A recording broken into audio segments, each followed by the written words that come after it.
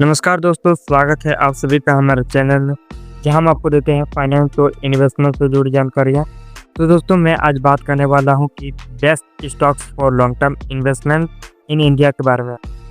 यानी कि ये भारत के ऐसे स्टॉक्स जो कि आने वाले दिनों में अच्छे खासे रिटर्न दे सकते हैं, यानी कि इन्वेस्टमेंट में अच्छे खासे रिटर्न दे सकते हैं। तो वो कौन कौन से स्टॉक्स हैं, आइए इसके बारे में जानते हैं। यानी कि कौन कौन से वो कंपनीज हैं, इसके बारे में जानते हैं। तो दोस्तों, मैं यहाँ पे एक डिस्क्लेमर ऐड करना चाहूँगा, वो है आपका जब भी आप इन्वेस्टमेंट करने जाओ तो आप अपना रिसर्च जरूर कीजिएगा और रिसर्च के बलबूते ही आप अपना इन्वेस्टमेंट कीजिएगा।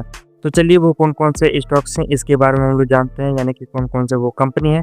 तो चलिए जानते हैं। तो दोस्तों, इस वीडियो में हम लोग जाना उन कंपनीज के बारे में और उन कंपनीज के सेक्टर्स के बारे में कि वो कौन कौन से वो सेक्टर्स हैं जिसमें आप कंपनी वो काम करती है और वो क्यों बेहतर हो सकती है और इसमें रिस्क कैसे है, इसके बारे में पूरा डिटेल से चर्चा करेंगे इस वीडियो में। तो दोस्तों, इसमें पहला कंपनी निकल कर आता है, वो है आपका रिलायंस इंडस्ट्री लिमिटेड। वो है आपका सेक्टर क्या क्या चीज़ें हैं इसमें, वो क्या क्या चीज़ें काम करती है। वो आपका पेट्रोकेमिकल, रिफाइनिंग, टेलीकॉम, रिटेल और डिजिटल में काम करती है। और ये क्यों बेहतर हो सकती है, तो इसमें बहुत सारा डाइवर्सिफाइड बिजनेस के कारण ही होता है, तो जिससे कि रिस्क कम हो जाता है। ये अधिकतर जियो जैसे टेलीकॉम या फिर डिजिटल हुआ, और फिर रिटेल से भी फीचर इसका अच्छा खासा ग्रोथ देखने को मिल सकती है। और इसमें ऊर्जा जैसे कि रिन्यूएबल में निवेश बढ़ रहा है। तो इसमें रिस्क क्या है इसके बारे में जानते हैं कि इसकी तेल की कीमतों में उतार चढ़ाव देखने को मिल सकती है, सरकार की नीतियों का प्रभाव हो सकता है, और टेलीकॉम में कंपटीशन हो सकती है। और निवेश पर रिटर्न के समय देखना होगा कि क्या क्या होता है, क्या नहीं होता है, किस प्रकार से कंपनी परफॉर्म करके उसी बेस पे आपका रिटर्न मिल सकता है। तो दोस्तों, अब हम बात करेंगे इन्फोसिस, यानी कि ये तीसरी कंपनी जो कि आपका आता है इन्फोसिस के बारे में। वो आपका सेक्टर बेसिकली बोलेंगे तो ये IT सेक्टर में काम करती है। ये क्यों बेहतर हो सकती है इसके बारे में मैं बात करूंगा। तो ये टेक्नोलॉजी सर्विसेज का स्ट्रॉन्ग खिलाड़ी है, यानी कि बहुत अच्छा खासा इसकी पकड़ मजबूत है। और इसमें AI हुआ, ऑटोमेशन हुआ या फिर क्लाउड जैसे न्यू सेक्टर्स में ये निवेश कर रही है, और सॉफ्टवेयर एक्सपर्ट्स में ये बहुत ही माहिर है। तो दोस्तों, इसमें बहुत सारे रिस्क हो सकते हैं, जैसे कि आपका कॉस्ट इम्प्रूवमेंट का होना, या फॉरेन पॉलिसीज़ का होना, और डेटा सिक्योर डेटा का भी हो सकता है, और प्रमोटर्स या फिर मैनेजमेंट का परफॉर्मेंस भी हो सकता है। और कभी कभी जो रहती है वसूली दर जिसको हम लोग रिसीवेबल भी या फिर खर्च बढ़ सकते हैं। ये सारे बहुत सारे रिस्क हैं जो कि आपको चेकआउट करनी चाहिए। तो दोस्तों, अब हम लोग चौथे कंपनी के बारे में बात करेंगे, वो है आपका HDFC बैंक लिमिटेड के बारे में। कि ये अधिकतर तो आप जान ही गए हो कि बैंकिंग और फाइनेंस सर्विसेज का सेक्टर है, और ये क्यों बेहतर हो सकती है इसके बारे में मैं बात करूँगा। तो ये अधिकतर इसका फंडामेंटल जो है ये बहुत ही बैलेंस शीट इसका बहुत ही स्ट्रॉन्ग है, और इसका अच्छा डिफ़ॉल्ट मैनेजमेंट भी अच्छा खासा है, और इसके डिजिटल बैंकिंग ट्रेंड से लाभ मिल सकती है। और भारत में इसका सर्विसेज में अच्छा खासा बढ़ोतरी देखी जा सकती है। तो दोस्तों, इसमें कुछ रिस्क भी हैं जो कि आपका बैंकिंग सेक्टर में सर्कल होते रहते हैं, जैसे कि आपका इसमें NPA हो गया, यानी कि इसका मतलब होता है नॉन परफॉर्मेंस एसेट्स, ये बढ़ भी सकता है। और इसमें रिस्क क्या है कि रेगुलेटरी रिस्क भी हो सकती है, जैसे कि इसमें आपका इंटरेस्ट रेट का असर भी देखने को मिल सकती है। तो दोस्तों, अब हम लोग बात करेंगे हिंदुस्तान यूनिलीवर का, यानी कि HUL कंपनी के बारे में। वो है आपका FMCG सेक्टर्स में, जो कि आपका FMCG का मतलब होता है कि फास्ट मूविंग कंज्यूमर गुड्स, ये सारे हो गए सेक्टर्स। और अब हम लोग बात करेंगे कि ये क्यों बेहतर हो सकती है। यदि आप जानना चाहोगे इसके बारे में, तो ये इसका ब्रांड पावर बहुत ही अच्छा खासा है, बहुत ज़्यादा है। और इसमें जो कि लोकल हुआ या फिर शहरी क्षेत्रों में ये दोनों दोनों में अधिकतर इसका पकड़ बहुत अच्छा खासा है और इसमें कीमत का इंक्रीज देखने को मिल सकती है, यानी कि प्रिंस पावर अच्छी खासी इसमें नज़र आ रही है और रेसिस्टेंस बिजनेस मॉडल में ये फॉलो करता है।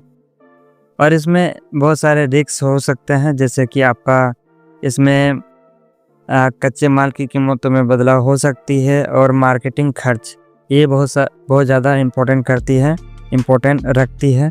और इसमें कंपटीशन जो कि आपका उपभोक्ता की पसंद होती है, यानी कि कस्टमर्स की पसंद होती है, क्या लें क्या ना लें, ये सारी चीज़ें वो बनाती है। और इसमें इंटरनेशनल करेंसीज का भी प्रभाव होता है, जो कि यदि ये अधिकतर मैं बोलूँगा तो फॉरेन करेंसीज का भी इसमें प्रभाव पड़ सकती है, यदि फॉरेन करेंसी से आया है तब। तो दोस्तों अब हम लोग बात करेंगे एशियन पेंट के बारे में, यानी कि पेंट ये सेक्टर है और इसमें क्यों बेहतर हो सकता है इसके बारे में बात करूँगा। तो क्योंकि भारत में होम डेकोरेट की मांग बढ़ रही है और रिटेल एसेट्स में अच्छा खासा परफॉर्मेंस है, और ये होम डेकोरेट में इसका सुधार के लिए जो होता है कामकाज होता है, इसी से करते हैं और इसका ब्रांड वैल्यू अच्छी खासी नज़र आ रही है और इसके अच्छा खासा मार्जिन देखने को मिल सकता है। और इसमें फॉरेन में भी इसका असर देखने को मिल सकती है, क्योंकि फॉरेन तक भी ये एशियन पेंट भेजा जाता है। और अब हम लोग जानेंगे इसके रिस्क के बारे में कि वो क्या चीज़ें हैं।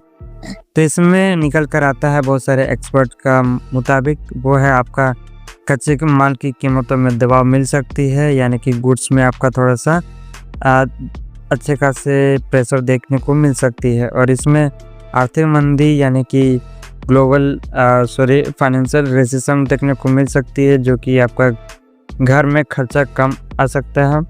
और इसमें डिस्ट्रीब्यूशन या फिर लॉजिस्टिक्स में रिस्क देखने को मिल सकती है। तो दोस्तों अब हम लोग बात करेंगे लॉसन एंड टुब्रो कंपनी के बारे में कि ये अधिकतर कौन से सेक्टर्स में काम करता है। वो है आपका इंफ्रास्ट्रक्चर हुआ, इंजीनियरिंग या फिर प्रोजेक्ट्स में काम करती है। और इसमें क्यों बेहतर हो सकता है इसको यानी कि चुनना, इसमें क्यों बेहतर हो सकता है, इन्वेस्टमेंट क्यों अच्छा हो सकता है कि इसमें अभी जो भारत सरकार द्वारा इंफ्रास्ट्रक्चर पर अभी जोर दिया जा रहा है, जिसके कारण ये उसको बड़े प्रोजेक्ट्स हुआ या फिर ऑर्डर बुक स्ट्रॉन्ग देखने को मिलती है। और इसमें डाइवर्सिफाइड सर्विसेज मिल सकती है, जैसे कि आपका इंजीनियरिंग हुआ, कंस्ट्रक्शन हुआ या फिर हैवी मशीनरी, ये सारी चीज़ें आपको इसमें देखने को मिल सकती है, जो कि बहुत अच्छा खासा इसमें निकल कर आता है। और इसमें यदि मैं रिस्क के बारे में यदि मैं बात करूंगा, तो इसमें बहुत सारे प्रोजेक्ट्स जो होते हैं वो डिले हो जाते हैं कभी कभार, और इसमें कॉस्ट ओवररन्स बहुत सारे कम हो जाते हैं। और इसमें कर्ज की स्थिति जो रहती है, यानी कि डेब्ट की स्थिति बहुत इधर उधर हो जाता है। और इसमें पॉलिटिकल या फिर इसमें बोलेंगे तो रेगुलेटर का बहुत सारा रिस्क हो सकता है। और इसमें लैंड एग्जॉप्शन इसको बोलेंगे तो ठीक है, यानी कि अधिग्रहण बोलेंगे तो मेन बात में बोलेंगे तो ये थोड़ा सा इसमें मार खा जाता है। और इसमें एनवायरनमेंट परमिशन के बात करेंगे तो ये सबसे बड़ा इसका मुद्दा रहता है, यानी कि बहुत सारे लोग रहते हैं कि इसको नहीं देते हैं। इन सारी चीज़ों पे इसके रिस्क हैं। और अब हम लोग बात करेंगे इसके फंडामेंटल्स के बारे में कि वो कौन कौन सी चीज़ें हैं, यानी कि किन मैट्रिक्स या फिर फैक्ट्स पर ध्यान देना चाहिए, इन सेक्टर्स पर ध्यान देना चाहिए, उसकी क्या क्या चीज़ों पे ध्यान देनी चाहिए जो कि आप चेकआउट कर सकते हो।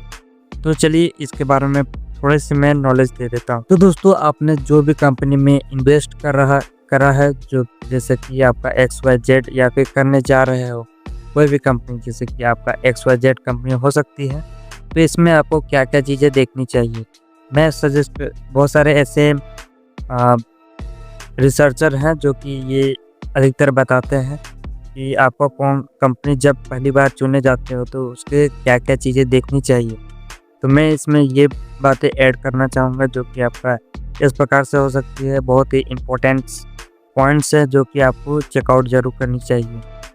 इसके फंडामेंटल्स जो कि जो भी आपने XYZ कंपनी परचेस कर रखी है या फिर करने की सोच रहे हैं, तो ये इसके फंडामेंटल्स को चेक करना बहुत ज़रूरी होता है। तो इसमें फंडामेंटल्स में हमें क्या चेक करनी चाहिए, क्या-क्या चीज़ें देखनी चाहिए, तो मैं इसमें बातें बता रहा हूँ कि बहुत सारे एक्सपर्ट्स ने भी ये बताई है, जो कि मैं आपको इस प्रकार से बता रहा हूँ। जो कि आप सबसे पहले तो उस एक्सपर्ट्स ने बताई कि उसकी रेवेन्यू को चेक करना चाहिए और उसके प्रॉफिट में इंक्रीज़ हो रहा है या फिर इसको नहीं हो रहा, इसको चेक करना चाहिए। और दूसरा जो है इसका हाई एंड स्टेबल को भी चेक करो, जैसे कि इसका ROE कैसा है।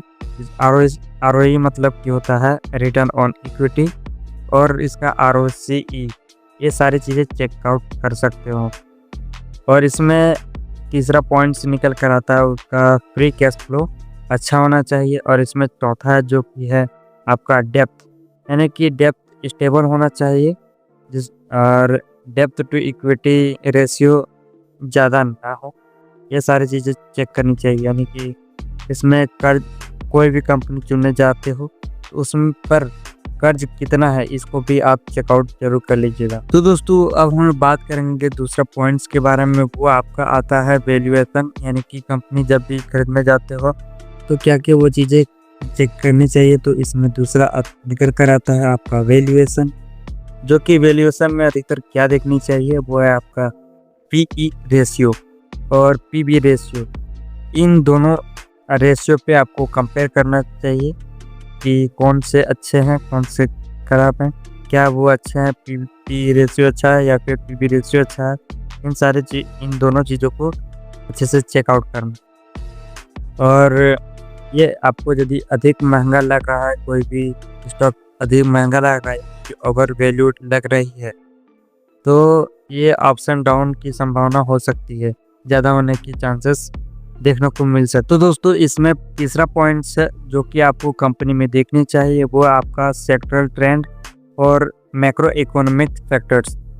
ये बेसिकली क्या क्या चीज़ें काम करती है, चलिए इसके बारे में जानते हैं। और इसमें क्या चीज़ें जानने लायक हो सकती है, जैसे कि आपको जब भी कंपनी चूज़ करते हो तो इसमें क्या चीज़ें आती हैं और कौन कौन सी चीज़ें इस पर काम करती हैं।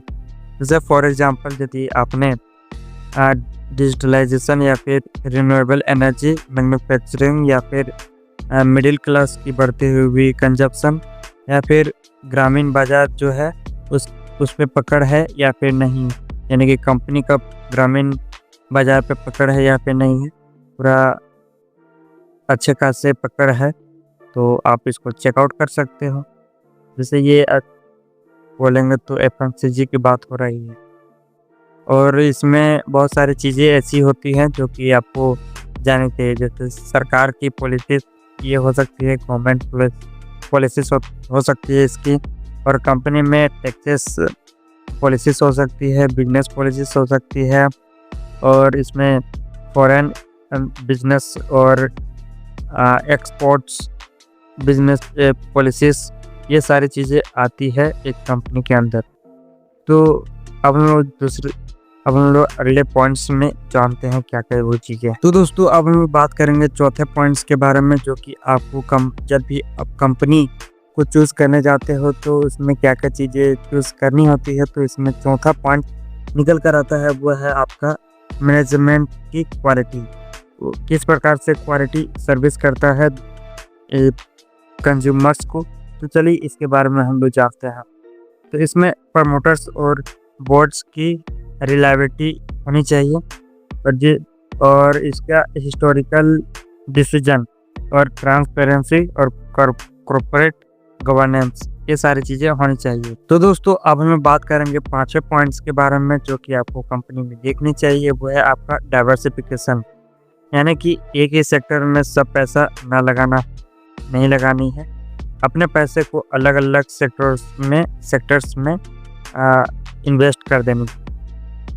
और ये सेफ्टी के लिए आपका डिफेंसिव स्टॉक्स जैसे कि आपका हो सकता है FMCG, health care, basic consumption, ये सारी चीज़ें शामिल हो सकती। तो दोस्तों इसमें सबसे मेन टॉपिक ये आता है आपका पेशेंस का रखना, यानी कि जब भी आप कंपनी को चूज़ करते हो तो आपको पेशेंस रखना जरूरी होता है।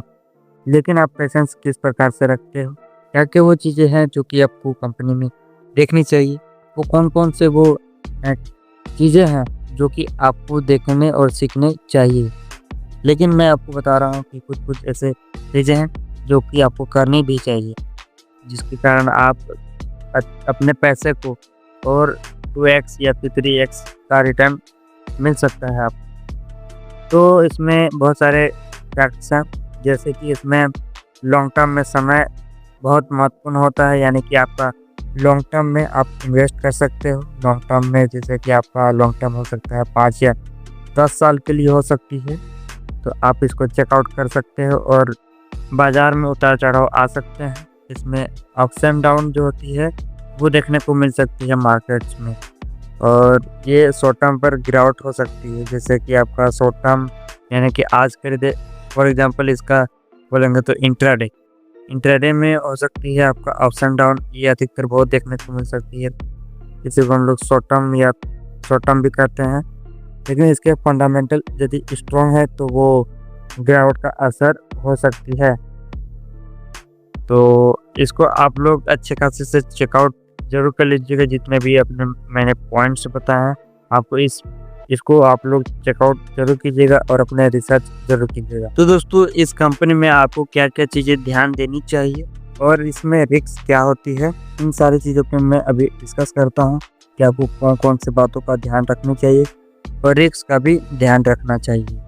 तो चलिए इसके बारे में जानते हैं। पहला तो आपका आता है माइक्रो इकोनॉमिक और मैक्रो इकोनॉमिक बदलाव किस प्रकार से होती है, यानी कि इसका इंटरेस्ट रेट का हाई होना, और इसमें बेसिकली बोले तो इन्फ्लेशन को हाई होना, या फिर सरकारी पॉलिसीज का हाई होना, या फिर फॉरेन इन्वेस्टर पर प्रतिबंध लगना, इन सारी चीज़ों पे कारण हो सकती है जो कि आपको ध्यान में रखनी चाहिए।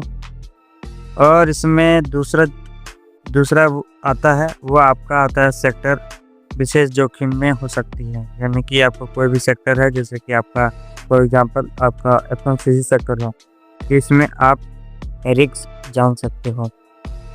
तो इसमें एग्जांपल के तौर में बोलूँ तो इंफ्रास्ट्रक्चर में जब आप निवेश करते हैं तो भूमि अधिग्रहण, जैसे कि आप उनको लैंड एग्जॉप्शन बोलते हैं, और इसको परमिशन और इन्वायरमेंटल रिस्क हो सकती।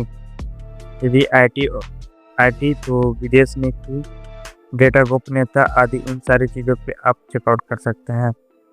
और इसमें कच्चे माल की कीमतों में बदलाव भी आता है। ये सारे बहुत सारे इम्पोर्टेंस में से एक है जो कि कच्चे माल की कीमत में बदलाव का आना, यानी कि पेट्रोकेमिकल्स हुआ, रिटेल हुआ, या फिर निर्माण या इंडस्ट्रियल, और या फिर हो सकता है आपका इंडस्ट्री में, इन सारी चीज़ों पे आपका बदलाव आ सकता है कच्चे माल की। और इसमें करेंसीज का प्रभाव भी पड़ता है। तो उसमें मेन टॉपिक ये भी है, क्योंकि आपका स्पेशली जो कंपनी विदेशी से पैसा कमा रहे होते हैं, जैसे कि फॉरेन इन्वेस्टमेंट से पैसा कमा रहे होते हैं, उन सारी चीज़ों पे करेंसीज का प्रभाव पड़ सकता है। तो दोस्तों आई होप ये जानकारी आपको पसंद आई है फिर तो वीडियो को लाइक, चैनल को सब्सक्राइब जरूर से कीजिएगा। मिलते हैं नेक्स्ट वीडियो में नेक्स्ट टॉपिक के साथ, तब तक के लिए धन्यवाद। और हाँ, एक चीज़ हमेशा याद रखिएगा कि अपना रिसर्च जरूर कीजिएगा और तभी जाके आप इन्वेस्टमेंट कीजिएगा। तो आई होप ये सारी चीज़ें आपको समझ में आ गई होगी। और जाते जाते एक चीज़ आप हमें कमेंट बॉक्स में बता सकते हैं कि आपका कौन सा इन्वेस्टमेंट करना चाहेंगे, कौन से सेक्टर्स में या फिर कंपनीज में इन्वेस्टमेंट करना चाहेंगे। तो आप हमें कमेंट बॉक्स में बता सकते हैं, मैं उनके लिए वीडियो ला भी सकता हूँ। तो मिलते हैं नेक्स्ट वीडियो में, तब तक के लिए।